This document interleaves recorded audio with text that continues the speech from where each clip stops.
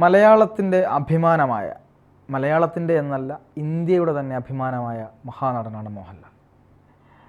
മോഹൻലാലിൻ്റെ അഭിനയ പാടവത്തെക്കുറിച്ചൊന്നും അധികം പറഞ്ഞ് ആളുകളെ അല്ലെങ്കിൽ അത്തരത്തിലേക്ക് പോകേണ്ട കാര്യമുണ്ടെന്ന് ഞാൻ വിശ്വസിക്കുന്നില്ല. ലാലേട്ടൻ സംവിധാനം ചെയ്യാൻ പോകുന്ന അല്ലെങ്കിൽ സംവിധാനം ചെയ്തിരിക്കുന്ന പുതിയ സിനിമയാണ് ബറോസ്. ആദ്യത്തെ അദ്ദേഹത്തിൻ്റെ സംവിധാന സംരംഭം. ഡിസംബർ 25-നാണെന്ന് തോന്നുന്നു അത് റിലീസ് ചെയ്യാൻ പോകുന്നത്. അതിൻ്റെ എന്താണ് ട്രെയിലറൊക്കെ പുറത്തിറങ്ങി. 3D ട്രെയിലറാണ്. അതിൻ്റെ വിഷ്വലൊക്കെ കണ്ട് നമ്മളൊക്കെ ഞെട്ടിയിരിക്കുകയാണ്. മാത്രമല്ല അതൊരു സാധാരണ ഒരു മലയാളം സിനിമയോ ഒരു ഇന്ത്യൻ മൂവി എന്നതിനെക്കാട്ടൊക്കെ അപ്പുറത്തേക്ക് ഒരു വേൾഡ് വൈഡായിട്ട് തന്നെ ഒരു ഹോളിവുഡ് ലെവൽ വിഷ്വൽ ട്രീറ്റ് നമുക്ക് തരുന്നൊരു സിനിമയായിരിക്കുമെന്നാണ് അതിൻ്റെ ഈ ട്രെയിലറിൽ നിന്ന് മനസ്സിലാവുന്നത്. എന്തൊക്കെയാണ് ബറോസിൻ്റെ വിശേഷങ്ങൾ? ബറോസ് നമ്മൾ കുറേ കാലങ്ങളായിട്ട് പ്രതീക്ഷിച്ചിരിക്കുന്നൊരു സിനിമയാണ്. പ്രത്യേകിച്ചും മോഹൻലാൽ ഒരു ആദ്യത്തെ സിനിമ സംവിധാനം ചെയ്യുന്നു എന്നതിൻ്റെ ഒരു പ്രത്യേകത അതിനുണ്ട്. മാത്രമല്ല അതിൽ നേരത്തെ ഒരുപാട് വിവാദങ്ങളൊക്കെ ആ സിനിമയുമായി ബന്ധപ്പെട്ടിട്ട് സജീവമായിട്ട് നടന്നുകൊണ്ടിട്ടുണ്ടായിരുന്നു. അതിലൊരിക്കൽ പൃഥ്വിരാജിനെ കാസ്റ്റ് ചെയ്തിട്ടുണ്ടായിരുന്നു സിനിമയിൽ. പിന്നീട് പൃഥ്വിരാജ് അതിൽ നിന്ന് പിന്മാറുന്ന ഒരു സാഹചര്യം ഉണ്ടായി. അതുപോലെ തന്നെ ആ സിനിമയുടെ തിരക്കഥാകൃത്തായ ജിജോ പുന്നോസ് കുറച്ച് മാസങ്ങൾക്ക് മുമ്പ് ഒരു പ്രസ്താവന, അയാൾ അതിൽ നിന്ന് ഞാൻ പിന്മാറുകയാണ് എന്നൊക്കെ പറഞ്ഞിട്ട് കുറേയധികം മാധ്യമങ്ങൾക്കൊക്കെ ചില വാർത്തകൾ ഇൻ്റർവ്യൂ ഒക്കെ നൽകിയിട്ടുണ്ടായിരുന്നു. അപ്പം അങ്ങനെ ഒരുപാട് പ്രതീക്ഷകളും അതോടൊപ്പം തന്നെ പല വിധത്തിലുള്ള വിവാദങ്ങളും ഒക്കെ ആ സിനിമയുമായി ബന്ധപ്പെട്ടിട്ട് ഉണ്ടായിട്ടുണ്ട്. പ്രത്യേകിച്ച് ഈ സിനിമ റിലീസ് ചെയ്യുന്നത് ഡിസംബർ 25-ആണെന്നാണ് മനസ്സിലാക്കുന്നത്, അല്ലേ? ഈ ഡിസംബർ 25 എന്ന് പറയുന്നത് മോഹൻലാലിൻ്റെ ആദ്യത്തെ സിനിമ ഏതായിരുന്നു അതിൻ്റെ പേര്? മഞ്ഞിൽ വിരിഞ്ഞ പൂക്കൾ. ആ സിനിമ റിലീസ് ചെയ്ത ദിവസവും ഈ ഡിസംബർ 25 അതേ ദിവസം തന്നെയാണ് ഈ സിനിമ റിലീസാവുന്നത്. ഫാസിലാണ് ഇത് ഈ സിനിമയുടെ റിലീസിങ് തീയതി പ്രഖ്യാപിക്കുകയൊക്കെ ചെയ്തിട്ടുണ്ടായിരുന്നത്. വേറെ ഏതോ ഒരു സിനിമ കൂടി 25-ന് റിലീസ് ചെയ്തിട്ടുണ്ട്, എനിക്ക് ഓർമ്മയില്ല, ലാലേട്ടൻ്റെ. അങ്ങനെ പല സിനിമകളും ഉണ്ടാവുമായിരിക്കും. പക്ഷേ ആ ഡിസംബർ 25 മഞ്ഞിൽ വിരിഞ്ഞ പൂക്കൾ, ഫാസിലിനെ കൊണ്ട് തന്നെ ഇത് ഈ സിനിമയുടെ റിലീസ് തീയതി പ്രഖ്യാപിക്കുക എന്ന് പറയുന്നത് അതാണ് പുള്ളി ഉദ്ദേശിച്ചിട്ടുണ്ടാവുക എന്നൊക്കെയാണ് നമുക്ക് മനസ്സിലാക്കാൻ വേണ്ടി സാധിക്കുന്നത്. അപ്പോൾ ഈ സിനിമയുടെ ട്രെയിലർ നമ്മൾ കണ്ടു. പക്ഷേ എനിക്കത് സിനിമേൻ്റെ ട്രെയിലർ കണ്ടിട്ട് വലിയ താല്പര്യമൊന്നും തോന്നിയില്ല. കാരണം നമ്മൾ പ്രതീക്ഷിച്ചതിൻ്റെ അത്ര ഒരു കിടിലൊന്നും ആയിട്ട് ആ ട്രെയിലർ വന്നിട്ടില്ല എന്നാണ് ഞാൻ മനസ്സിലാക്കുന്നത്. പിന്നെ സോഷ്യൽ മീഡിയയിലൊക്കെ പല ആളുകളും ട്രോളും ഒക്കെ ചെയ്യുന്നുണ്ട് ഇപ്പോൾ ആ സിനിമ ട്രെയിലറുമായിട്ട് ബന്ധപ്പെട്ടിട്ട്. കാരണം അതിൽ മൊത്തത്തിൽ മോഹൻലാലിൻ്റെ ഇത് ആദ്യം പുള്ളി ഇതുമായി ബന്ധപ്പെട്ടിട്ട് തന്നെ ബറോസ് എന്നൊക്കെ പറഞ്ഞിട്ട്, ഞാൻ ബറോസ് എന്നൊക്കെ പറഞ്ഞിട്ടൊരു സാധനം ഫസ്റ്റ് ടൈം കുറേ മാസങ്ങൾക്ക് മുമ്പ് ഒരു സാധനം റിലീസ് ചെയ്തിട്ടുണ്ടായിരുന്നു. അതും വളരെ പരാജയപ്പെട്ടിട്ടുള്ളൊരു സാധനമായിരുന്നു. കാരണം അതും അത്ര ട്രോളുകൾക്ക് ഇദ്ദേഹം ഒരുപാട് മുടിയും ഇങ്ങനെ ഒരു വല്ലാത്തൊരു കോലത്തിലൊക്കെ വരുന്നതുകൊണ്ട് ആളുകൾക്കൊന്നും പിടിച്ചിട്ടില്ല എന്നൊക്കെ പറയുന്നുണ്ടായിരുന്നു. അപ്പോൾ എന്തായിരിക്കും ആ സിനിമയുടെ വിധി എന്നുള്ളത് വലിയൊരു ചോദ്യമായിട്ട് അവശേഷിക്കുകയാണ്. കാരണം ആ സിനിമയായിട്ട് തകർന്നു പോയിട്ടുണ്ടെങ്കിൽ എന്തായിരിക്കും അവസ്ഥ എന്നാണ് ഞാൻ ആലോചിക്കുന്നത്. കാരണം എന്താണെന്നറിയോ, മോഹൻലാൽ ആദ്യമായിട്ട് സംവിധാനം ചെയ്യുന്ന ഒരു സിനിമയാണത്. അപ്പോൾ ആ സിനിമയ്ക്ക് അത്രയും ഹൈ പ്രതീക്ഷയാണത്. അത് പൊളിയരുതൊരിക്കലും. ബോക്സ് ഓഫീസ് ഹിറ്റ് ആയിട്ടില്ലെങ്കിലും അതൊരു ക്രിട്ടിക്കൽ അക്ലെയിമെങ്കിലും കിട്ടണം.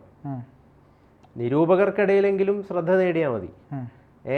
അതെങ്കിലും ആ സിനിമ കിട്ടണം എന്നുള്ളതാണ് ആളുകൾ ആഗ്രഹിക്കുന്നത്. ഇപ്പോൾ ഒന്നാമത്തെ കാര്യം, മോഹൻലാൽ ഇപ്പോൾ കഴിഞ്ഞ കുറേ കാലങ്ങളായിട്ട് ഒരുപാട് സിനിമകൾ പരാജയപ്പെട്ടുകൊണ്ടിരിക്കുകയാണല്ലോ.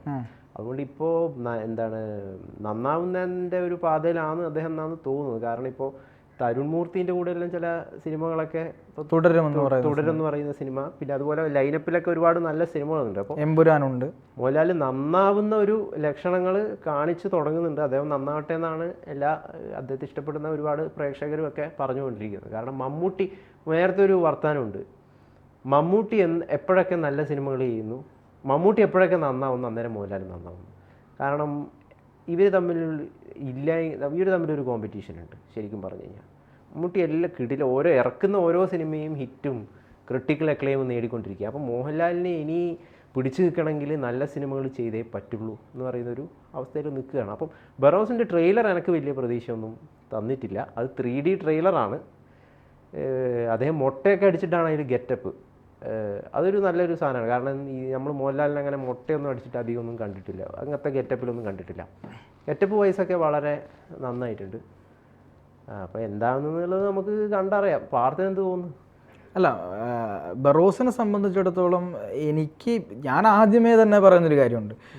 ഒടിയന് ശേഷം ഏത് സിനിമ വന്നാലും അതിന് ഈ ഓവർ എക്സ്പെക്റ്റേഷൻ അല്ലെങ്കിൽ എന്താ പറയുക, ഈ ഒരുപാട് നമ്മൾ ഹൈപ്പ് കൊടുക്കുന്ന ആ പരിപാടി നിർത്തണമെന്ന് ഞാൻ പലപ്പോഴും പറഞ്ഞിട്ടുള്ള. ഞാനൊക്കെ ആ നിലയ്ക്ക് അത് അങ്ങനെ അമിതമായിട്ട് ഹൈപ്പ് ഒരിക്കലും കൊടുക്കാൻ തയ്യാറാവാത്ത ഒരാളാണ്. ഞാൻ അങ്ങനെ പ്രതീക്ഷിക്കാറില്ല.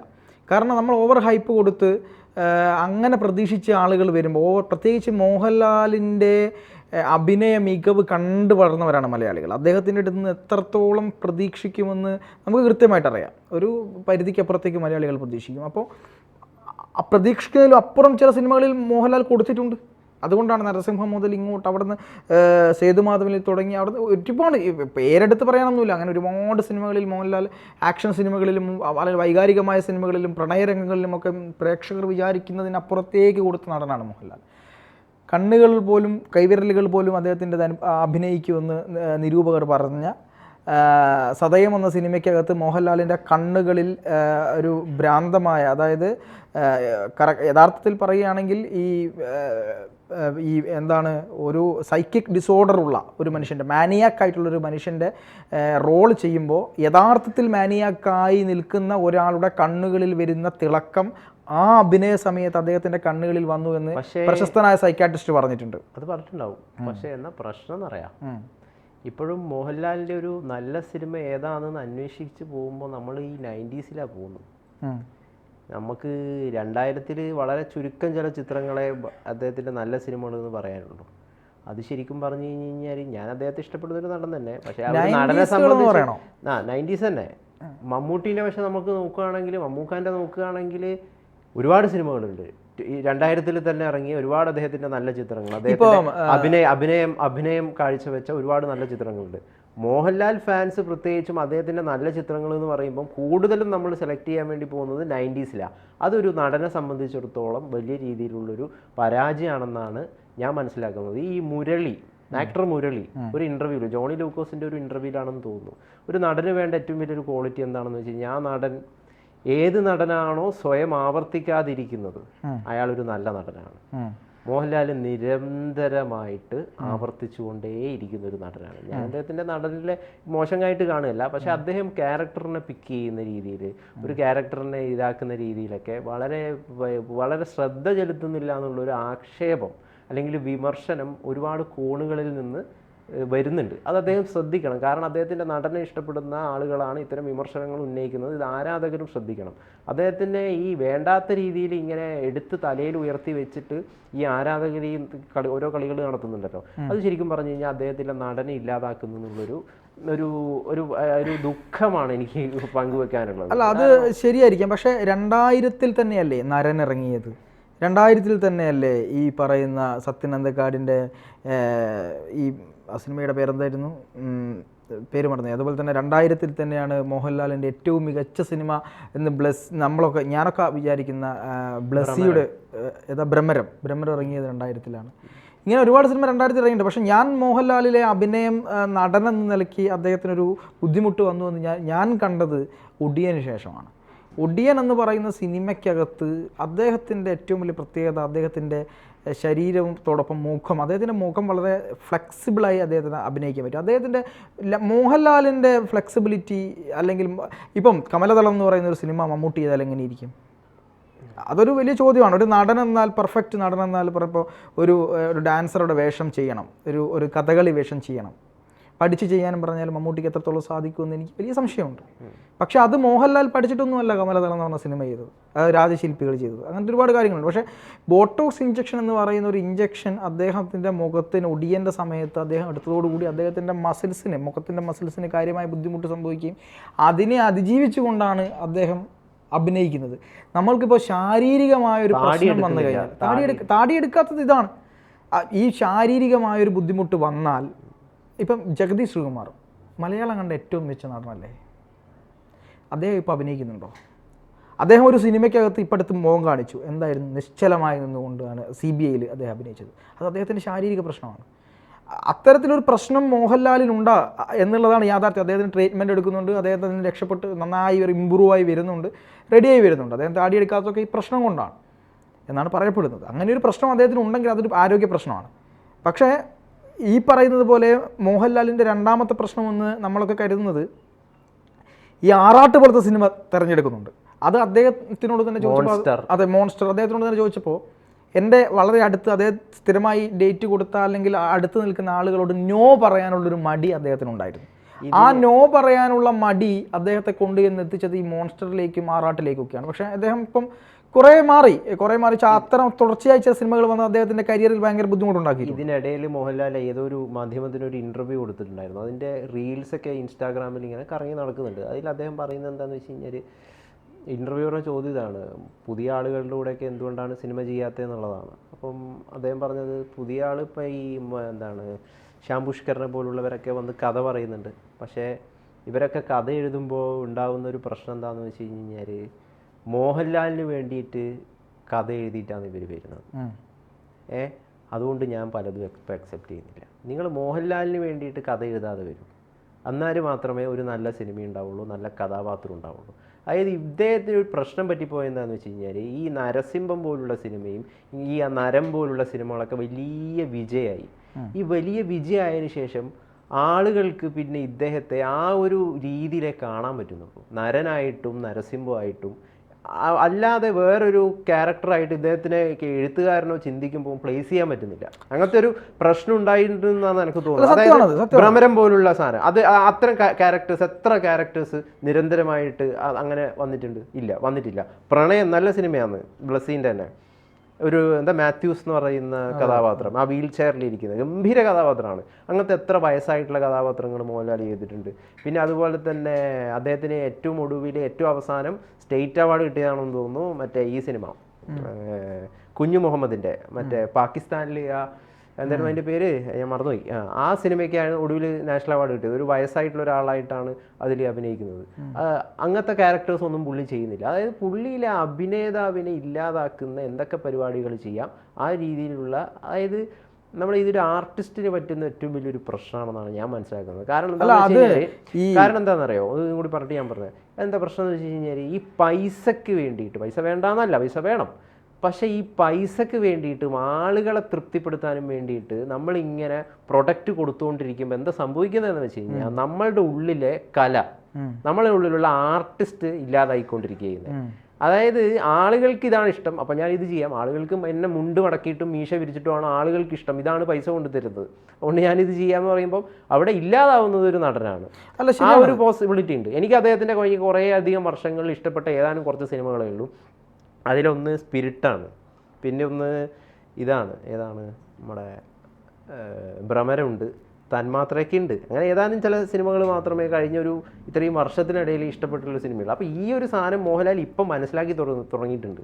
കാരണം മോഹൻലാൽ എന്നെ പറയുന്നു, എനിക്ക് വേണ്ടിയിട്ട് കഥ ആലോചിക്കുമ്പം ആളുകൾ ചിന്തിക്കുന്നത് എങ്ങനെ മോഹൻലാലിന് വേണ്ടി കഥ എഴുതാമെന്നാണ്. അതല്ല ചെയ്യേണ്ടത്, കഥാപാത്രത്തിനനുസരിച്ചിട്ടുള്ള ക്യാരക്ടർ ഉണ്ടാക്കുക. അല്ല, ശരിയാണ്. മോഹൻലാൽ തിരിച്ചറിഞ്ഞ് തുടങ്ങിയിരിക്കുന്നത് മാത്രമല്ല, പുലിമുരുകൻ പോലുള്ള സിനിമകൾ വരുമ്പോഴാണ് അദ്ദേഹത്തെ കൂടുതൽ ഏറ്റവും കൂടുതൽ ഈ ഇൻഡസ്ട്രിക്കകത്ത് ഏറ്റവും കൂടുതൽ ആളുകൾ കയറിയ ഒരു സിനിമ 2000-ന് ശേഷം ഇപ്പോഴത്തെ കണക്കെടുത്തപ്പോൾ പുലിമുരുകനാണ് ഏറ്റവും കൂടുതൽ ജനങ്ങൾ കയറിയ സിനിമ. പിന്നെ ദൃശ്യമാണ്. ഇതൊക്കെ മലയാളിക്ക് ഈ ലാലേട്ടനിൽ നിന്ന് ഇങ്ങനെ ചില കാര്യങ്ങൾ കിട്ടുമ്പോഴാണ് അദ്ദേഹത്തെ കൂടുതൽ ഇതാക്കുന്നത്. പക്ഷേ ചില പ്രയാസങ്ങളുണ്ട്, അദ്ദേഹത്തിൻ്റെ ആരോഗ്യപരമായ ചില ബുദ്ധിമുട്ടുകളുണ്ട്, സിനിമ തിരഞ്ഞെടുക്കുന്നതിൽ ചില പ്രശ്നങ്ങളുണ്ട്, അടുത്ത ആളുകളോട് നോ പറയുന്നതിൽ ബുദ്ധിമുട്ടുണ്ട്. പക്ഷെ അതൊക്കെ ലാലേട്ടൻ വരുന്നു എന്നുള്ളത് തന്നെയാണ് എന്നെപ്പോലുള്ള ആളുകളുടെ പ്രതീക്ഷ. പക്ഷേ ബറോസിലേക്ക് തന്നെ നമുക്ക് തിരിച്ചു വന്നാൽ, ഈ ബറോസ് എന്ന് പറയുന്ന സിനിമ എത്രത്തോളം മികച്ചതായിരിക്കും. ഇതിൽ ഏറ്റവും പ്രധാനപ്പെട്ട ഒരു കാര്യം പറയാനുള്ളതെന്ന് വെച്ച് കഴിഞ്ഞാൽ, ഈ ബറോസിൻ്റെ സ്ക്രിപ്റ്റ് റൈറ്ററായിട്ടുള്ള ജിജോ പുന്നോസ്, അദ്ദേഹം ഞാൻ പറഞ്ഞില്ല ഒരു പ്രസ്താവന, അദ്ദേഹം പറഞ്ഞത്, ഞാൻ ആദ്യം ഒരു കഥ എഴുതി, ആ കഥ മോഹൻലാലിന് വേണ്ടിയിട്ട് എഴുതിയതല്ല, അത് എങ്ങനെയാണോ ഈ സിനിമ അത് രീതിയിൽ സ്റ്റാർഡൊന്നും ഇല്ലാത്ത രീതിയിൽ എഴുതിയതാണ്. പക്ഷെ പിന്നീട് എന്ത് സംഭവിച്ചു എന്ന് പറഞ്ഞാൽ, പല ആളുകളുടെയും ഇടപെടലുകൾ അതിലുണ്ടാവുകയും പിന്നീട് ഈ ക്യാരക്ടർ മോഹൻലാലിൻ്റെ ഈ താരം എന്ന് പറയുന്ന ഒരു സാധനം ഉണ്ടല്ലോ, അദ്ദേഹത്തിൻ്റെ സ്റ്റാർഡത്തിനെ എങ്ങനെ യൂസ് ചെയ്യാം ആ രീതിയിൽ ഈ ക്യാരക്ടറിനെ ഇവർ മാറ്റാൻ തുടങ്ങി. ഇവർ ആ രീതിയിൽ അതിനെ പൊളിച്ചെഴുതി. അതിനുശേഷം പിന്നെ ഞാൻ പറഞ്ഞു നിങ്ങൾ എന്താണെന്ന് വെച്ചാൽ ചെയ്തോ, ഞാൻ പിന്മാറുക എന്ന് പറഞ്ഞിട്ട് അദ്ദേഹം പിന്മാറിയേ. അദ്ദേഹം ഇനിയിപ്പോൾ എന്തായിരിക്കും ബറോസ് എന്ന് എനിക്കറിയാൻ പാടില്ല, ഞാൻ എഴുതി കൊടുത്തൊരു സാധനമുണ്ട്, അതാണോ വരുന്നത് എനിക്കറിയാൻ പാടില്ല എന്ന് അദ്ദേഹം പറഞ്ഞിട്ടുണ്ടായി. അതാണ് ശരിക്കും എന്താവും ബറോസ്. അല്ല അതിപ്പം അദ്ദേഹം പറഞ്ഞ എത്രത്തോളം ശരിയാണ് അല്ലെങ്കിൽ അദ്ദേഹത്തിന് എന്താണ് ഉദ്ദേശം ഒന്നും യഥാർത്ഥത്തിൽ ഇവരുടെ ഇടയിൽ എന്താണ് നടന്നത് നമുക്ക് പറയാൻ പറ്റില്ല. എന്ത് തന്നെയായാലും ബറോസ് ഒരു ഈ മലയാളിക്കാണ് ഇത് കൊടുക്കുന്നത് എന്നാണ് എൻ്റെ ഏറ്റവും വലിയ പ്രശ്നം. കാരണം ഇത്തരം സിനിമകൾ എത്രത്തോളം മലയാളി സ്വീകരിക്കുമെന്നൊക്കെ ഉള്ളത് ഒരു തരത്തിലല്ലെങ്കിൽ മറ്റൊരു തരത്തിൽ തെലുങ്ക് സിനിമകളൊക്കെ വലിയ കൈനീട്ടി സ്വീകരിക്കുന്ന മലയാളി തെലുങ്കിലെ പോലൊരു സിനിമ മലയാളത്തിൽ വന്നാൽ അതിനെ സ്വീകരിക്കുമെന്ന് ഞാൻ കരുതുന്നില്ല. പക്ഷേ ലാലേട്ടൻ ഇതൊരു സ്വകാര്യമായിട്ടുള്ളൊരു എന്താണ് ഷോ ഒക്കെ വെച്ചു, കുറേ ആളുകളെയൊക്കെ അത് കണ്ടു, അവരൊക്കെ നല്ല അഭിപ്രായമാണ് പറഞ്ഞതെന്നൊക്കെയാണ് ഞാൻ മനസ്സിലാക്കുന്നത്. എന്ത് തന്നെയായാലും അത് കാത്തിരുന്ന് കാണാം എന്ന് മാത്രമേ നമുക്ക് പറയാനുള്ളൂ. നന്നാവട്ടെ.